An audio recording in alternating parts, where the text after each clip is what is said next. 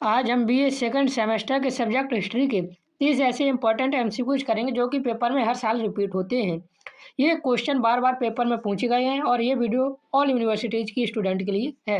यदि आपका paper history of medieval India 1206 AD से 1757 एडी तक है तो इन्हें एक भी एमसीक्यूज को मिस मत करना। यहाँ से आपके पेपर में भी क्वेश्चन देखने को मिलने वाले हैं। चैनल पर नए हैं तो चैनल को सब्सक्राइब जरूर कर देना। पीडीएफ के लिए आप हमें टेलीग्राम पर मैसेज कर सकते हैं। चलिए शुरू करते हैं आज के मोस्ट रिपीटेड 30 एमसीक्यू जो कि पेपर में आने के चांस बहुत हाई है। क्वेश्चन नंबर पहला है हमारा, मैंने आपको एक्सप्लेनेशन के साथ समझाऊंगा इसलिए वीडियो को पूरा जरूर देखें। किताब उल हिंद का लेखक कौन है? तो इसका हमारा सही आंसर है अल बरूनी। किताब उल हिंद की रचना प्रसिद्ध फारसी विद्वान अल बरूनी ने की थी। यह महमूद गजनबी के साथ भारत आया था, याद रखना। और उसने इस पुस्तक में 11वीं शताब्दी के भारतीय समाज, संस्कृति और विज्ञान का विस्तृत वर्णन किया था। किसने? अल बरूनी ने। क्वेश्चन नंबर दूसरा है हमारा, बलबन द्वारा स्थापित सैन्य विभाग किस नाम से जाना जाता है? तो बलबन द्वारा स्थापित सैन्य विभाग दीवान ए अर्ज के नाम से जाना जाता है।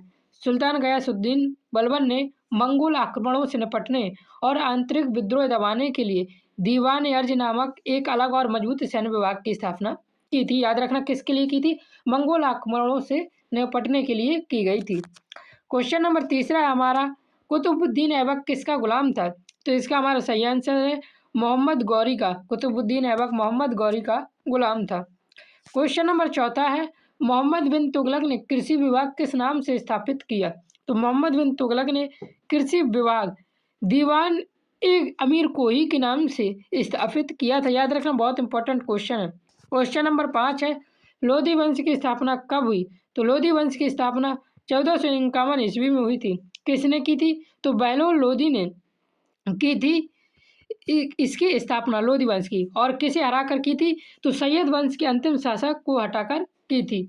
यह दिल्ली सल्तनत का पहला अफगान राजवंश भी था, लोधी वंश। याद रखना। क्वेश्चन नंबर 6 है, मोहम्मद गौरी की हत्या कहाँ हुई थी? तो मोहम्मद गौरी की हत्या दमयक में हुई थी।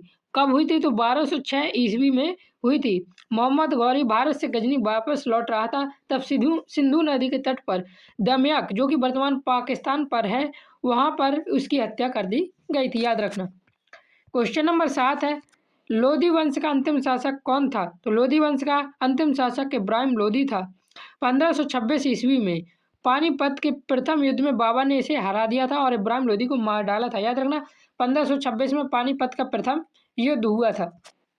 क्वेश्चन नंबर 8 है, रक्त और लौह की नीति किसने अपनाई? तो रक्त और लौह की नीति बलबन ने अपनाई थी। बलबन ने अपने विरोधियों को कुचलने और सुल्तान के पद की गरिमा को और शक्ति बहाल करने के लिए रक्त और लौह की नीति अपनाई थी। क्वेश्चन नंबर 9 दिया हुआ है, दिल्ली सल्तनत का वास्तविक संस्थापक कौन था? तो दिल्ली सल्तनत का वास्तविक संस्थापक इल्तुतमिश था। यद्यपि ऐबक ने गुलाम वंश की स्थापना की थी, लेकिन इल्तुतमिश को दिल्ली का सल्तनत वास्तविक संस्थापक माना जाता है, क्योंकि इसने क्या किया था? लाहौर से दिल्ली राजधानी स्थानांतरित की थी और सल्तनत को एक सुदृढ़ प्रशासनिक और मौद्रिक ढांचा प्रदान किया। इसलिए इल्तुतमिश को दिल्ली का वास्तविक संस्थापक माना जाता है। क्वेश्चन नंबर 10 दिया हुआ है, गुलाम वंश का संस्थापक कौन था? तो गुलाम वंश का संस्थापक कुतुबुद्दीन ऐबक था। 1206 ईस्वी में मोहम्मद गौरी की मृत्यु के बाद कुतुबुद्दीन ऐबक ने भारत में स्वतंत्र तुर्क राज्य की स्थापना की थी, जिसे इतिहास में क्या गुलाम वंश के नाम से जाना जाता है। क्वेश्चन नंबर 11 है, प्रथम मुस्लिम शासिका कौन थी? बहुत इंपॉर्टेंट क्वेश्चन है। तो रजिया सुल्तान, यह इल्तुतमिश की पुत्री थी। याद रखना, इसने दिल्ली सिंहासन पर बैठने वाली पहली और एकमात्र महिला शासक थी। इसने 1236 से 1240 ईस्वी तक शासन किया था, यह भी याद रखना। क्वेश्चन नंबर 12 दिया हुआ है, विशिष्ट अद्वैतवाद के संस्थापक कौन थे? तो विशिष्ट अद्वैतवाद के संस्थापक रामानुजाचार्य थे। क्वेश्चन नंबर 13 दिया हुआ है, कुतुब मीनार का निर्माण किसने प्रारंभ कराया? तो कुतुब मीनार का निर्माण ऐबक ने, कुतुबुद्दीन ऐबक ने शुरू कराया था और बाद में इल्तुतमिश ने कुतुब मीनार का निर्माण पूरा किया था। तो याद रखना, कुतुबुद्दीन ऐबक ने शुरू किया और इल्तुतमिश ने इसको संपूर्ण अर्थात पूर्ण किया था। क्वेश्चन नंबर 14 है, चिश्ती सिलसिला के संस्थापक कौन थे? तो चिश्ती सिलसिला के संस्थापक मोइनुद्दीन चिश्ती थे। क्वेश्चन नंबर 15 है, सिख संप्रदाय के संस्थापक कौन थे? तो सिख संप्रदाय के शासक गुरु नानक थे। इन्होंने सिख धर्म की स्थापना 15वीं शताब्दी में की थी, याद रखना। और ये सिखों के प्रथम गुरु भी थे, गुरु नानक। क्वेश्चन नंबर 16 दिया हुआ है, तुगलक वंश की स्थापना कब हुई थी? तो इसका हमारा सही आंसर है 1320 ईस्वी में खिलजी वंश के अंतिम शासक खुसरो खान की हत्या करके तुगलक वंश की स्थापना हुई थी। और हत्या किसने की थी 1320 में? तो गयासुद्दीन तुगलक ने हत्या कर दी थी। किसकी की थी? तो खिलजी वंश के अंतिम शासक खुसरो खान की थी। ये भी याद रखना। क्वेश्चन नंबर 17 हमारा, निजामुद्दीन औलिया किस सिलसिले के अनुयायी थे? तो निजामुद्दीन औलिया चिश्ती सिलसिले के अनुयायी थे। क्वेश्चन नंबर 18 है, तुगलक वंश का संस्थापक कौन था? तो तुगलक वंश का संस्थापक कौन था? गयासुद्दीन तुगलक था। क्वेश्चन नंबर 19 देखिए दिया हुआ है, खिलजी वंश का संस्थापक कौन था? तो खिलजी वंश का संस्थापक था जलालुद्दीन फिरोज खिलजी। 1290 ईस्वी में जलालुद्दीन फिरोज खिलजी ने गुलाम वंश के अंतिम शासक क्यूमर्स की हत्या करके खिलजी वंश की स्थापना की थी। तो जलालुद्दीन फिरोज खिलजी ने किसकी हत्या करके खिलजी वंश की स्थापना की थी? ये भी याद रखना। तो क्यूमर्स की हत्या करके खिलजी वंश की स्थापना की थी। क्वेश्चन नंबर 20 है हमारा, दिल्ली सल्तनत के समय एकता प्रथा किसने प्रारंभ की? तो दिल्ली सल्तनत के समय एकता प्रथा इल्तुतमिश ने प्रारंभ की थी। क्वेश्चन नंबर 21 है, रजिया सुल्तान किसकी पुत्री थी? तो मैंने आपको बताया था रजिया सुल्तान इल्तुतमिश की पुत्री थी।